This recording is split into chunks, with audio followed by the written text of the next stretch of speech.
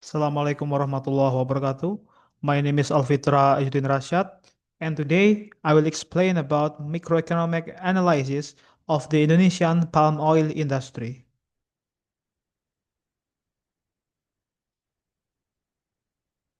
Now let's take a look at the overview of the presentation. The first one is overview of palm oil industry in Indonesia, and then we move to market definition, and we move to demand and supply analysis, and we move to elasticity, firm behavior, and then market structure and basic welfare analysis. So overview of palm oil industry in Indonesia. Palm oil is the largest vegetable oil produced in the world. In 2023, global palm oil production reached about 79.6 million tons, and Indonesia produced around 45.5 million metric tons of CPO in 2023. This means Indonesia supplies more than half of a global CPO production. And the industry is capital intensive, large scale, and closely linked to both domestic and international markets. And processing from fresh fruit branches into crude palm oil and the downstream derivative product also requires significant investment.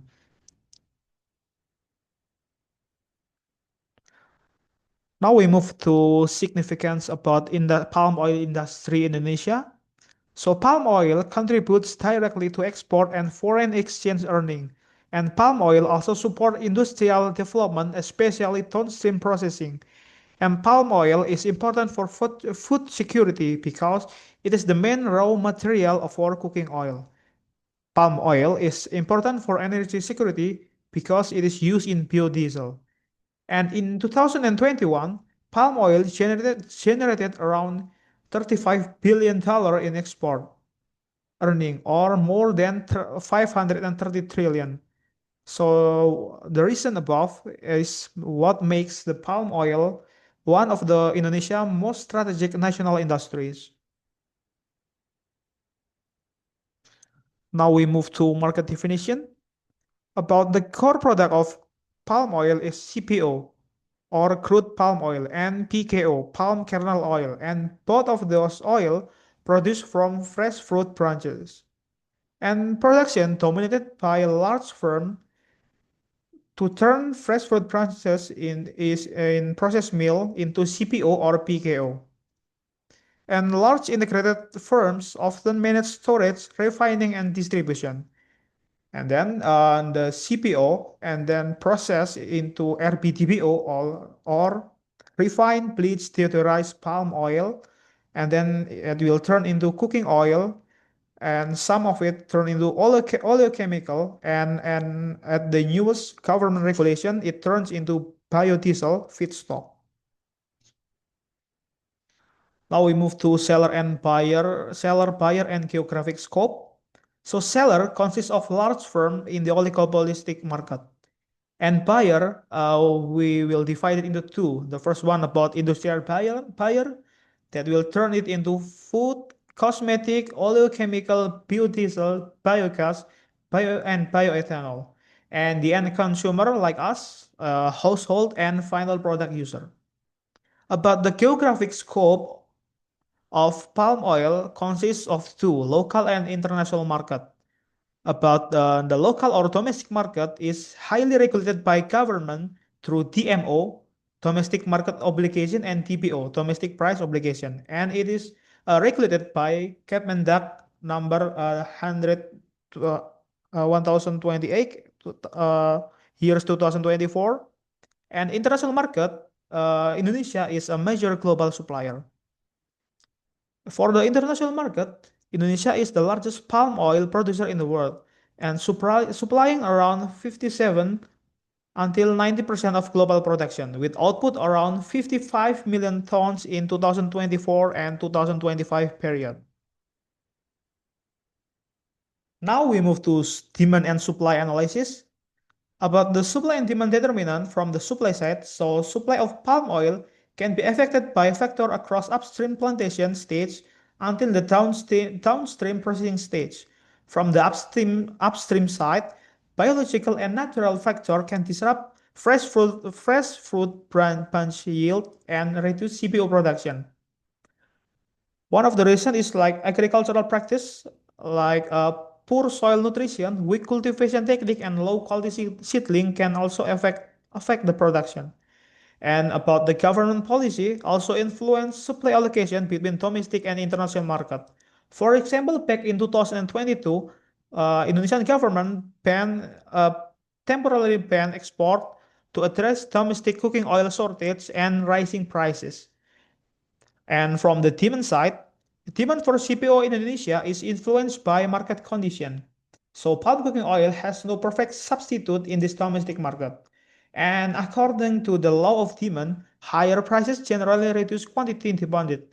And consumer may respond by reducing usage or using cook oil more frequently. However, palm oil consumption continues to grow because alternatives such as coconut oil or rapeseed oil are usually more expensive and lower in quality.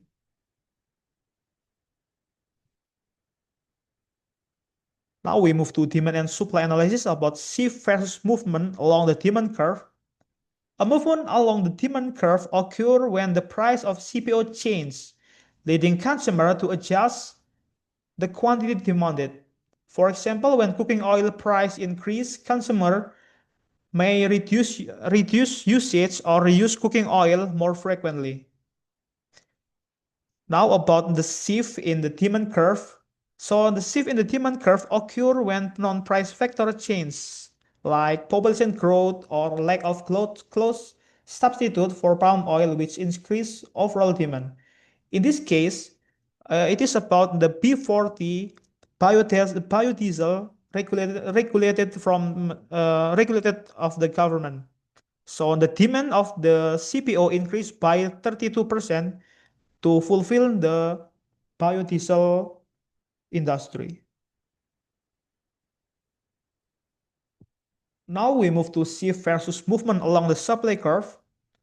On the supply side, a movement along the supply curve happens when producers respond to price change, while a shift in supply can occur due to factor like, for example, in this case, national supply shift increase after the regulation, because the domestic market obligation from the government, the national supply shift, and the result is in general national supply increase.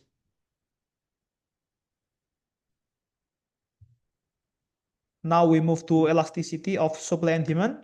So the graphic show that CPO demand and supply are relatively inelastic in the short run.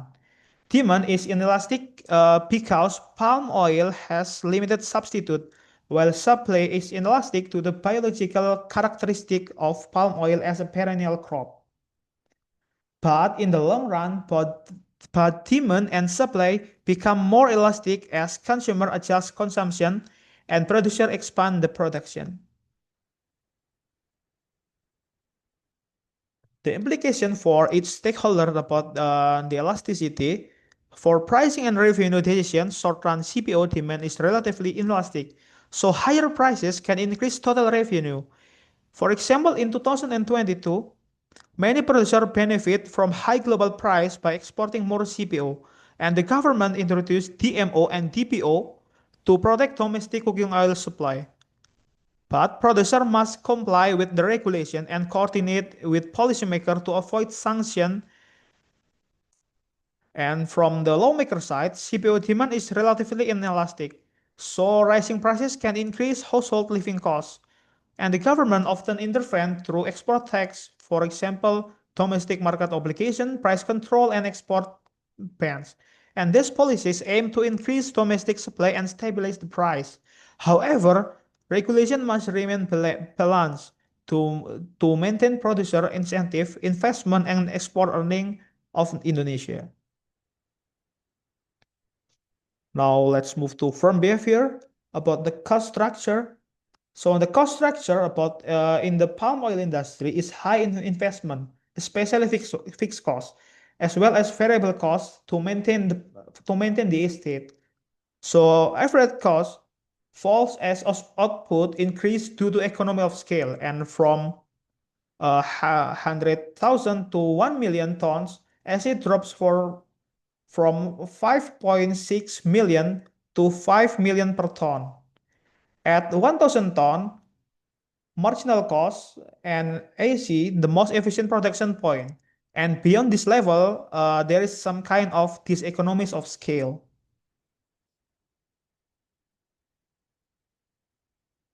Now about the profit maximization logic. So the firms maximize profit where MR equal to marginal cost, marginal revenue equal to marginal cost. So in an oligopoly market, firm must consider rival reaction to price and supply chain. And about the CPO is a homogeneous product, so competition focus on cost efficiency and margin. In the graphic, the profit maximizing output is 9 million and 97, uh, and the price is then determined from the demand by giving the price 8.61 million in production cost. And firm have to balance the output cost and market demand and not simply maximize the production. Now we move to market structure. Based on this market structure, several big players like Sinarmas Agro and Astra Agro Lestari and are among the top five. So based on this calculation of Herfindahl-Hirschman index, the Herfindahl-Hirschman index is 2,369 or moderately concentrated. Now we move to basic welfare analysis about the consumer and producer surplus and deadweight loss. So producer surplus decreased because producer had to sell cooking oil at a regulated price below the market equilibrium due to the price ceiling and domestic price obligation policy. So consumer surplus increased for consumer who could still purchase cooking oil at the lower regulated price, so around 14,000 and 50,000 per liter. And deadweight loss occur because the price ceiling reduced the quantity traded by creating some kind of shortage and prevent some mutually beneficial from the transaction. So in overall, government intervention really helped to protect the consumer, but at the same time it reduced producer welfare and create some kind of market inefficiency, or we call it a deadweight loss.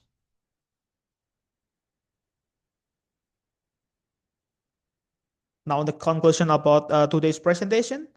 First one is the Indonesian palm oil industry is a strategic sector that play a major role in export, food security, as well as energy development.